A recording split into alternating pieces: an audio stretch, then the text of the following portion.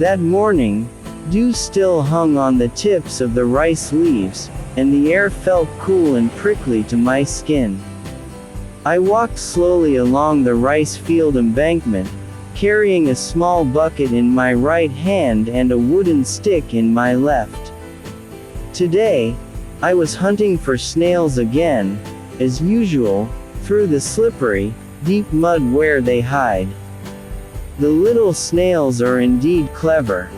They are not just visible on the surface, but rather they burrow into the mud, sheltering themselves from the heat of the sun and predators.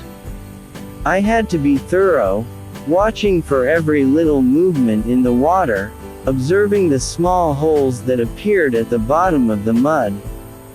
That was a sign that there was something underneath, maybe a snail, maybe just another small animal moving. Every time I found a snail, I slid my fingers into the mud, feeling its cool, soft surface. Sometimes, my fingers met a hard shell covered in thick mud. Carefully, I lifted it, shook it a little to make sure it was still alive, then put it in the bucket. In the distance, sparrows flew, looking for food among the rice plants that were starting to grow well. The wind blew softly, shaking the rice stalks and creating a soothing rustling sound. I kept walking, deeper into the rice fields, not caring that my feet were sinking deeper into the mud.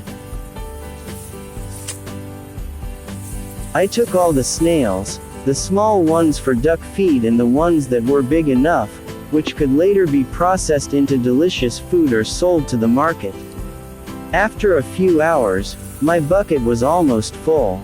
The mud dried on my feet, leaving a sticky feeling and the familiar smell of rice fields in my nose. I smiled with satisfaction, looking at the results of my hunt today. The sun was getting higher and the dew on the rice leaves had dried. Carefully, I stepped back to the rice field embankment, keeping my balance so as not to slip. Today my main job is to spread urea fertilizer, but because the rice leaves are still wet with dew, I decided to hunt snails first while waiting for the leaves to dry. Because if you spread urea fertilizer when the rice leaves are still wet, it can cause the rice plants to turn yellow and even dry out. A vast expanse of green. The morning air still felt fresh, and the dew on the rice leaves slowly began to evaporate due to the increasingly high sunlight. This was the moment I had been waiting for, when the dew disappeared completely, indicating the right time to spread the fertilizer. I had prepared the urea and Ponska fertilizers since earlier. I knew very well that if the fertilizer was spread while the leaves were still wet with dew, the granules could stick to the leaves and actually damage the plants.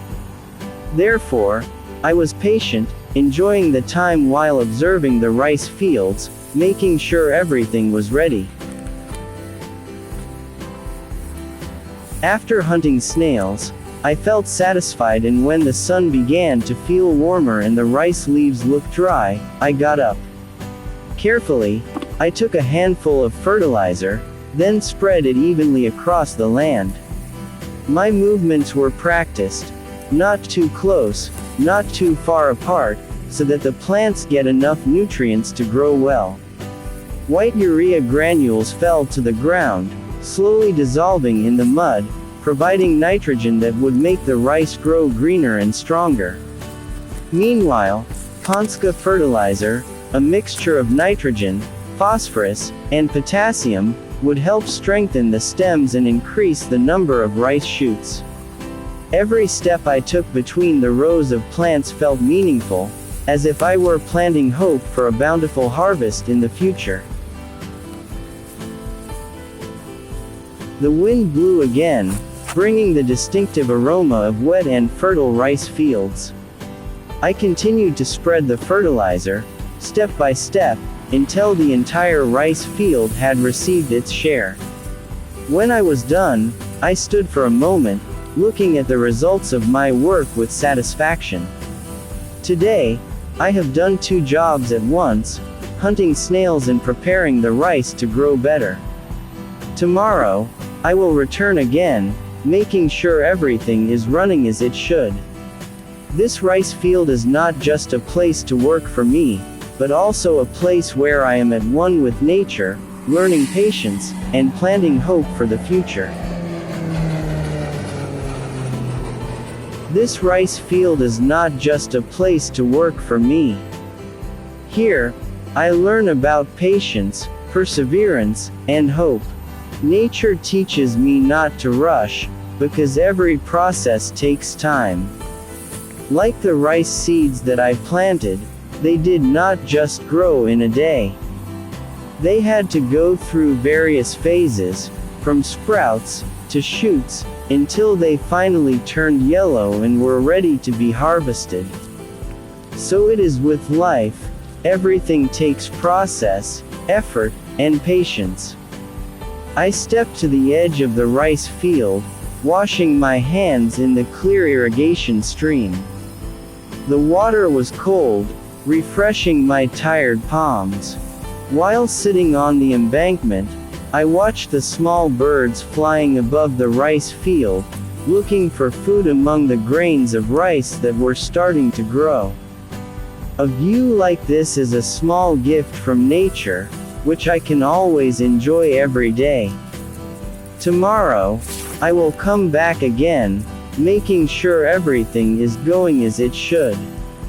I will check whether the fertilizer I spread today has started to absorb into the soil, see if there are any pests that need to be eradicated, or simply observe the growth of the rice. This routine may sound ordinary to some people, but for me, it is part of a meaningful life. I smiled a little, looking at the sky that was starting to change color, indicating that dusk had arrived. With calm steps, I walked home, carrying the hope that I planted today, hope for a better future, along with every grain of rice that grows in this field. Here and there I walked between the rice stalks, looking for snails, weeding and spreading fertilizer, feeling the mud that was starting to dry sticking to the soles of my feet. I had left many footprints in this rice field, proof that since morning I had been working non-stop. The sunlight that had felt warm earlier was now starting to sting, burning my skin that was used to the heat of the day. However, I did not complain. Working in the rice fields was not only about energy, but also about endurance and patience. Since dawn broke, I had gone down to the rice fields, carrying the hopes that I had planted with each step. At first, I walked along the embankment, making sure nothing was damaged by the heavy rain last night. After that, I started going down into the rice field plots, my feet sinking into the cold mud. It felt like I was already part of this land, one with the nature that gives life. Every movement I make today is meaningful. There are times when I bend down, weeding the weeds growing between the rice stalks. These hands deftly pull them out one by one, ensuring that the rice plants are not disturbed in their growth. There are also times when I have to spread fertilizer, small grains that will become food for these plants, helping them grow well and produce full grains of rice. Every step I take, every footprint I leave, are all part of a farmer's long struggle. The afternoon is getting hotter, but I persist. Sweat flows down my temples, wetting my shirt that has been stuck to the ground for a long time. Every now and then, I stop, standing upright while looking at the expanse of green in front of me. This rice field is so vast, and in it are the results of my hard work that I have poured out for months.